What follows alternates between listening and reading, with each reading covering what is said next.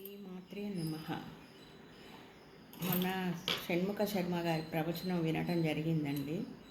అందులో లలితా సహస్రంలో మరాళి మందగమన మహాలావణ్య శేవదిహి అన్న పాదం చెప్తున్నప్పుడు ఆయన చెప్పిన విషయం నాలో చాలా బాగా నాటుకుపోయింది, మనసుకు హత్తుకుపోయింది.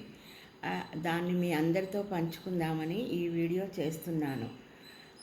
ధ్యానం చేసే వాళ్ళకి మరాళి మందగమన మహాలావణ్య శేవదిహి అన్న దాన్ని ఒక చిత్రకారుడు చిత్రంగా గీస్తే అది అందమైన రాయంచ హంస గమనంలాగా అమ్మవారి ఆకృతి వస్తుందట. మన శ్వాస తీసుకునే టైము పద్ధతి తీరు అది నాకెందుకో బాగా నచ్చిందండి.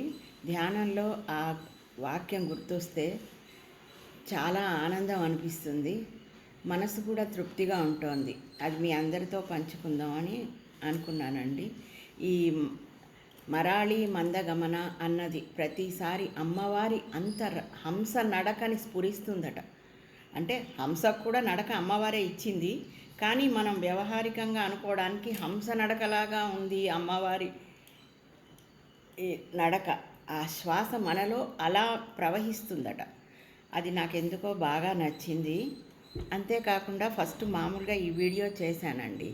అప్పుడు నేను పొరపాటున మరాళి అంటే నెమలి అని ఉచ్చరించా. అయితే ఈ వీడియో చేసి 4 రోజులైంది.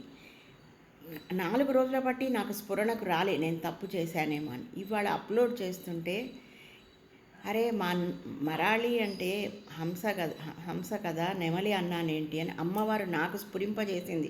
మీ అందరి ముందలా నేను తప్పు పలకకూడదని. నిజంగా నాకు చాలా ఆనందం వేసిందండి. ఆ వీడియో డిలీట్ చేసి మళ్ళీ కొత్తగా డిలీట్ చేశాను. డిలీట్ కాదు, అప్లోడ్ చేశాను. నాకు తప్పులు వస్తున్నాయి ఇవాళ, ఎందుకో తెలీదు, కానీ మీతో పంచుకుందామని ఇది చేశానండి. జై శ్రీరామ్.